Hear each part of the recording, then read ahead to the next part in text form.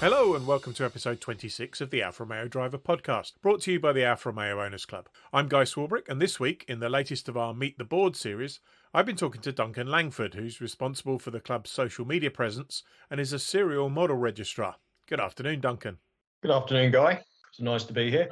So we'll talk about your role on the board later on, but just to give our listeners a bit of background, how did you get involved with Alphas in the first place? It goes back not as long as some members. I guess I could be classed as relatively new into the Alpha world, but I think it was around about 2010. So not a huge number of years ago, but significantly more than I care to remember now. I've driven all the normal cars, and at the time I had a Ford Focus, which was just fairly generic and boring. And I was looking at changing it, and I happened to walk by Sturgis in Leicester and looked in the window as I walked by and saw this lovely little sleek black car. I thought, with red leather seats, and thought, that looks nice. So I kind of just wandered in and had a look, and it was a Mito. And I'd seen a couple on the road, but I'd never really thought about Alfa Romeo before. And obviously, being ignorant of such things, I heard that obviously I thought about all the things about Alfa Romeo, that they're unreliable and blah blah blah. But I chatted to the salesman and had a look around this car and thought, wow, this is really nice. So went home, had a word with the other half about exchanging the car, and did a deal. And I think about 2 weeks later, we were over picking up a black Etna black Mito Veloce with red leather interior. And yeah, as soon as I drove it off out of the showroom, put it into dynamic and flew off down the road, and that was it. It was the start of the obsession. That was coming up to 11 years ago now. How's your ownership journey gone since then? What followed the Mito? Okay, so I had the Mito for getting on for 18 months, 2 years. And then I just happened to be passing the showroom again, and I stuck my head in and just had a look around and was like, oh, Giulietta, what's this then? I thought, a bigger car, that might be quite nice. And they said, do you want to take one out for a test drive? So, go on then. So I took I think it was a Giulietta Veloce as well. I took that out for a bit of a spin and thought, this is not bad. Quite like my Mito, but this feels a bit more meaty. So, So anyway, so I traded in, got a new Mito Veloce about 2 months later after it wheeled its way from Italy. I had that. Then I went back to a Mito for a while. I had a Mito SBK, so one of the limited edition Mitos that they did for the World Superbike Championships. And lo and behold, I go to one of our local Alpha Club meetings, and somebody else turns up in one. So not quite so limited as I thought, but there were only 200 in the country. So I had one of those. Then I went back to a Giulietta, but this time with the TCT box. And then I think back to a Mito QF with the TCT box in lovely grey. Then I went back to when I changed jobs, I went back to a silver Giulietta diesel, 2-litre diesel, which was fantastic on mileage, fantastic to drive. But by then the Giulia had appeared. New Giulias were a little bit out of my reach at the time, but I waited and waited, and luckily my fellow board member, Paul Jones, who's working for Alpha at the time, managed to source me a very low mileage used Giulia Speciale. And I got that 2 years ago, and I'm still driving that now. So I've kind of creeped up the scale over the years. Couldn't decide whether you wanted an A or a B segment car, and then said, no, C, definitely C segment. Yeah. So you mentioned the club as you were going through your ownership history. How and when did you get involved with the Owners Club?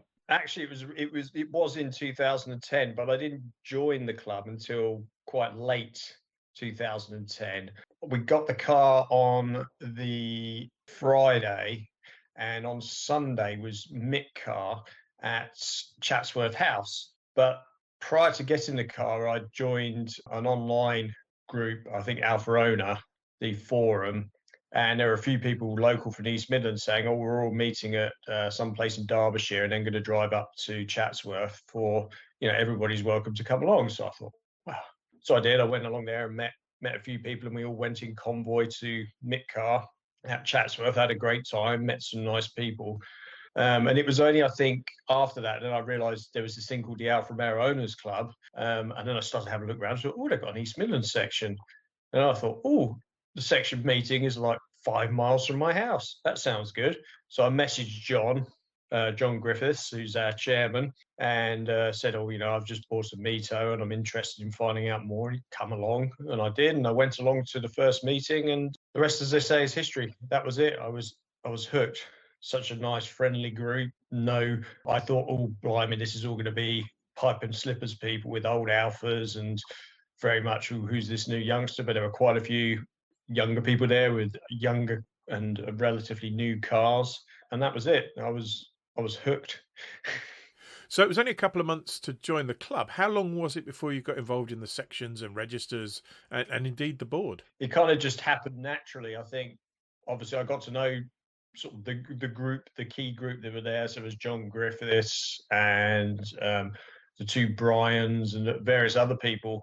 And I think it wasn't actually until it was possibly later that year there was a local event, and then I think it was into the spring of the following year that we did a few local sort of events. And I went along, and they said, "Oh, we want volunteers to come and help marshal and things like that." And I kind of started doing, and then somehow I became like one of the regulars on the email for the East Midlands group of organising things, and it just sort of went on from there. And then I think I did we helped out Spring Alpha Day the following year, and then obviously we hosted Mitcar, and pretty much then I was hooked on getting involved. And I'd always been one of those people that liked to be involved in my previous job. I liked to do the extracurricular stuff outside my normal job, which was always fun. And so it was kind of, I guess, a development of that I'd get involved in this as well. So you didn't really join in as much as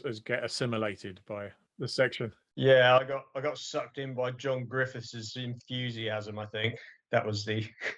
And then in terms of model registrars, I mean, the obvious question is, which model registrar are you going to be next? But how did that come about, and what's your history with the registers? I mean, I think the Mito Register, now I think it was before I was on the board. I think I'm going to say it's Chris Heen, who's still kicking around in the club somewhere. I hear from him every now and again. I think at the time he was looking for somebody to take over the Mito Register, and this was before the days of really heavy social media use. And I think I just stuck my arm up and went, "Oh, am I doing that? Because I like the Mito and I've got a Mito." And it kind of went from there. And once I kind of got hold of it, then I went got stickers made. My friend in Italy, so Italian designed a logo for the Mito Register. Then I thought, oh, actually we could do with our own image. So I had polo shirts and T-shirts made, and and it all snowballed from there, as well as trying to drum up the enthusiasm and bring maybe a slightly younger crowd along to the events. And obviously some of the Mito lineups, even though David Faithful is doing he's taken what I did and then just done about 10 million times more. But some of the lineups back in those days of the Mitos were by far the biggest group at any of our events. And the straightest lines. Usually the straightest lines, because again, I've got a bit of OCD, so my piece of string came out and I was kneeling down on the floor as people were pulling in, and then having to go, no, back again, forward an inch, back an inch. And I think people probably think, who is this nutcase? But I was also running up and down the line saying hello to everybody as they arrived and saying, are you a member of the club? Here's a Mito Register sticker. Put this in your window, and just generally and park there or else. Yeah. And don't leave before we finish, otherwise you'll mess up my lines. Yeah, it was that kind of... No, I wasn't quite that tyrannical. Your ownership then kind of ping-pong between Mito and Giulietta. So when did the transition to the Giulietta Register happen? I think it was not long after I got I can't remember if it was my first or my second Giulietta. I've lost track now, but I think it was not long after I changed to Giulietta. I thought, well, I can't really be the Mito Registrar anymore. That's cheating. And again, it just sort of happened because of my involvement in the club anyway. I think it was just a case of that. I think at the time the Giulietta Registrar was looking at stepping back a little bit, and I thought, well, I'm not the Mito Registrar anymore, but I quite liked doing what I was doing, so I kind of took the Giulietta Register and more or less did the same thing that I did with the Mito Register and went, right, stickers, T-shirts, see what else we can do. And then again, then the Giuliettas became the big lines at the at all the shows then. And then David Faithful came in and say took on the Mitos and did a brilliant job of that, and he still is. So you weren't tempted to go back to the Mito Register when you swapped back to a Mito? No, because I think by then David had made it his own. And I think by that time, then I think I was already starting to move towards getting more involved in the club and the board membership, which is getting on for I think 5 years now. So we've kind of moved into the mid 2010s. And now co-registrar for the Julia? Yeah, and trying to drum up. It's a different crowd, so it's a different target audience. So I'm trying to think of different things, but obviously the last year has kind of put a kibosh on some of the plans, and actually just getting to meet people and talk to people and see actually what it is they really feel and think. Is it just something that they like driving and it's their daily driver? Because generally my Julia is, whereas I'd love to have a show car, but I got my Julia because I do a lot of miles for work and it's mega economical, so but also brilliant fun to drive. So yeah, the Julia Register, I've got more plans, but hopefully now things seem to be moving in the right direction. We can start to see some of that actually coming to light. Well, we have a roadmap. We just don't have a fixed timetable yet, do we? No. Any plans to take over the Tonale Register, or is that not your kettle of fish? I wouldn't mind one, but I mean, I as far as I know with the Tonale, because that's my next thing. I've been kind of eyeing electric cars because obviously our household has been quite Italian as well. Because once I had the Alpha, my wife then got into a Bath, and she's had 2.5 Abarth 595s. So the half was one that was ruined and then had to be given back to a Bath. But that's the story. But we've just got rid of our last Abarth now, and we're now looking at replacing that with something electric from the new Stellantis range. So it will either be the 500e when that appears, or dare I say it, Peugeot E200. But what I'd be interested in the Tonale. But particularly, I think I'm becoming quite interested in the concept of electric vehicles now. So even though I love to hear of an Alpha V8 or a V6 engine rumbling away, but I think it's probably the way things are going to go. So if they ever did full electric Tonale or a full electric something, that would be interesting to me. I think because it's a whole new. I think it'll bring in a whole new membership base. I think that probably it's an Alpha, but it's electric. So I'm doing my bit not to kill the planet, but I'm also driving an iconic Italian brand. So I think that's quite interesting. I think particularly if Alpha can make a electric vehicle, well, I mean, I think the Tonale is going to be hybrid initially, but I think if they can make an electric vehicle with that Italian style, I think will make it stand out from a lot of the other. It's just an electric version of our petrol thing. I think that will make a huge difference. Now, probably it will bring in a different group of people into the club, hopefully. Moving on to your role on the board, I guess part of the defined part of your role, rather than just being a general board member, is also about engaging with a demographic that the club traditionally hasn't been associated with. Yeah, I think the social media side of things, I think took a while, I think, for the club to fully embrace it. And that's not a negative statement. I think it's just a case of you don't want to go into stuff too soon. And particularly when you see, obviously, the negative side of social media and how that can have an effect. So I think the club was sensible. I can't take all the credit for it because my predecessor on the board, who I actually took the role after, was Simon Addison, and he was the one who originally set up the very first Facebook page for A-Rock. And then really once I got in, my sort of role was to try and enhance that, make it a little bit more, just put more content into it really.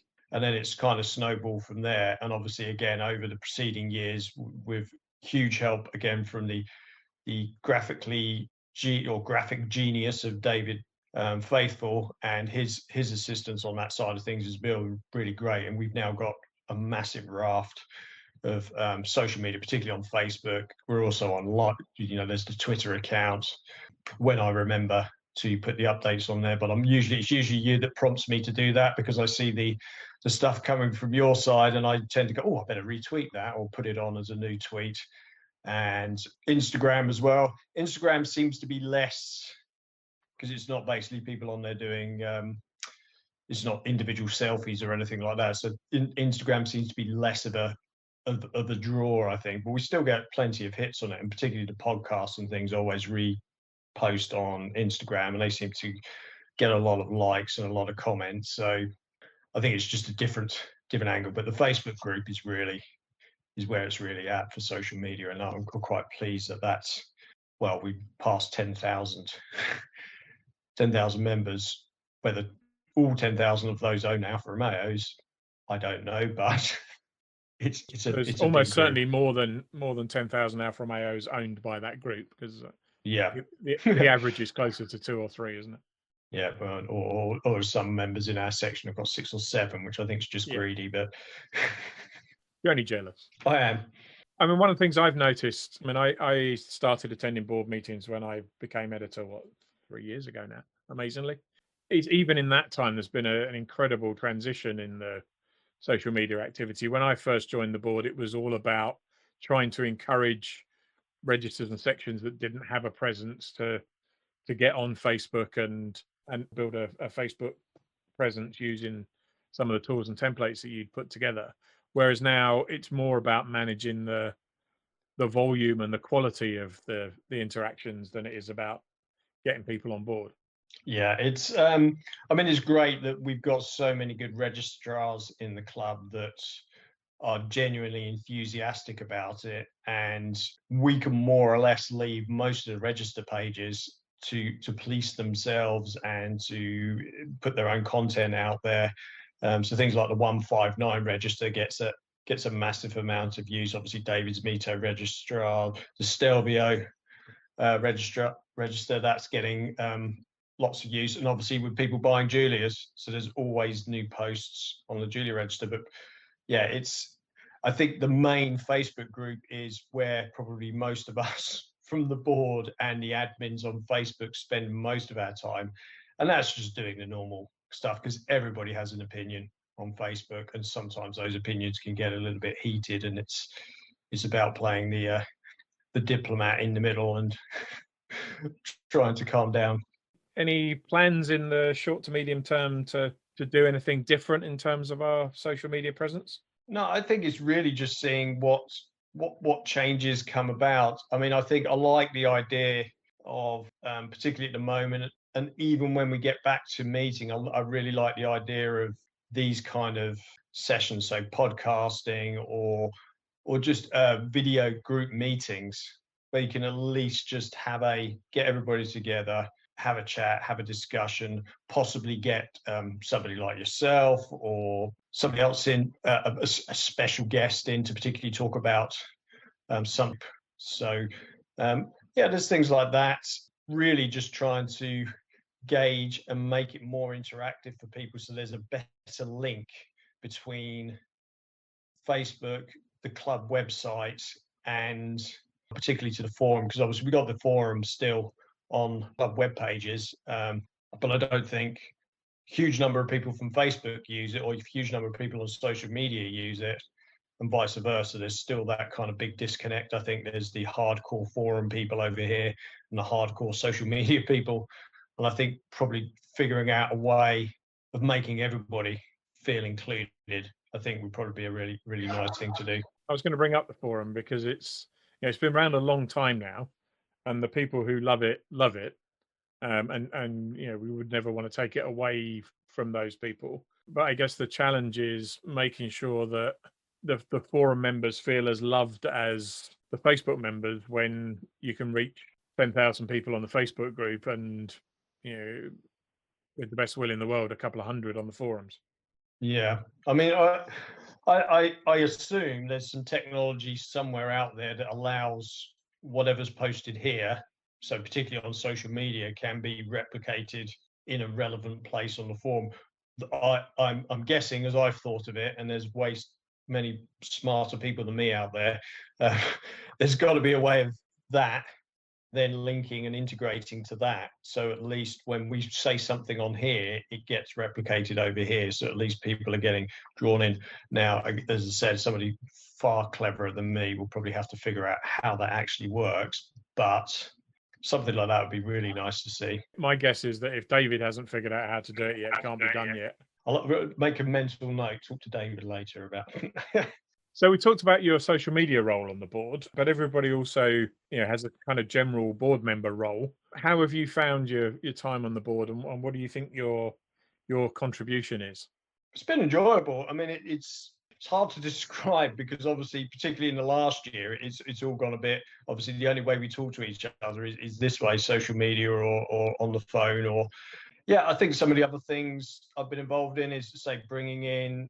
Obviously, we started off with some good member benefits when I joined the board, but I think, and again, some of those, just sending messages off to a few people and saying, "Oh, would you be interested in offering us a discount?" has tended to work. So there's a bit of fuel on there. So I'm quite proud of some of the things that are still there. Some of them disappeared by the wayside. So things like that. And just, I think, well, I'm not young anymore, but I think I felt a lot younger when I joined the board. But I think I was still probably one of the younger members on the board. So maybe I brought a bit of mid 30s, late 40s enthusiasm to the board, which I hope is still there, and hopefully I can carry on with that going into the future. And we've talked, briefly about what an odd year last year was, and this year's continuing to be. Looks like things are going to get back to normal sometime around the summer. So, what are your hopes and aspirations for the second half of this year and into next year with the club? Well, I'm definitely hoping that the way the dates fall, and if everybody gets their jab in time and all that stuff happens, that National Alpha Day will go ahead this year, because it was such a fantastic day last time at Bicester. I mean, it was really, I don't think I had anybody follow up afterwards say they didn't enjoy the day. They just thought it was absolutely fantastic. The fact that you can walk around the little buildings and see almost individual little car shows as you walked around, plus the central stuff that was going on. And obviously the plans for this year's, if fingers crossed that it goes ahead, look even better. The fact that we've got hopefully some big Alfa Romeo involvement as well from Alfa Romeo UK and all the other things, just things like that. That obviously, hopefully our East Midlands MIC car will take place. That's, I think, going to be hopefully around about the end of August-ish. So that would be nice. It'd be just nice just to get back out there again. Give me a push to clean my car again, because I've been using it for work and not work over the last year. It's feeling a bit neglected, so it'll give me the incentive to get out and give it a good polish again. Yeah, I know how you feel. I'm waiting for the incentive to MOT my Spider, and just surviving on the Giulietta at the moment. But we've talked about the Alphas you've owned, but we seem to be living in an era of £150 million plus Euro Millions rollovers. Anything you'd buy if you won one of those? I've got a bit of a list, because luckily, being involved in the club, I've actually got to drive quite a few different types of Alphas, which has been really great. So I've driven the 4C. So probably I think a 4C would be on my list, just because it's just so much fun to drive. Obviously, all the usual, it'd have to be the QF of both the Stelvio and the Giulietta, just because. I definitely think a GTV V6, so definitely one of those, because again, such an iconic engine as well. But my absolute, and I would really need a Euro Millions win for this, because there's very few of them about, and they go for millions and millions, would be so 1937 HC 2900B Lungo Berlinetta. That's a name and a half. But I just love the shape of those cars from that time, that Art Deco kind of 1930s. Just, you knew somebody, rather than on a computer, just with a pencil, went, what's going to look fast? Yeah. And just drew a couple of lines. And I think that car is absolutely gorgeous. So yeah, money no object. It would definitely be something like that, but I'd have to have a very big garage, because there'd be a lot of Alphas going in there. And the Berlinetter's pretty long, so it'd have to be a big garage just to get that in. Definitely. Brilliant. Well, thanks for joining this afternoon. It's been an absolute pleasure. Thank you, Duncan. Yeah, thanks, Guy. Well, that's it for this episode. We'll be back in 2 weeks' time on the 14th of March. As usual, you'll find us on iTunes, Spotify, Podcast Addict, YouTube, and anywhere else podcasts are found from 1:30 p.m. on Sunday. Until then, stay safe.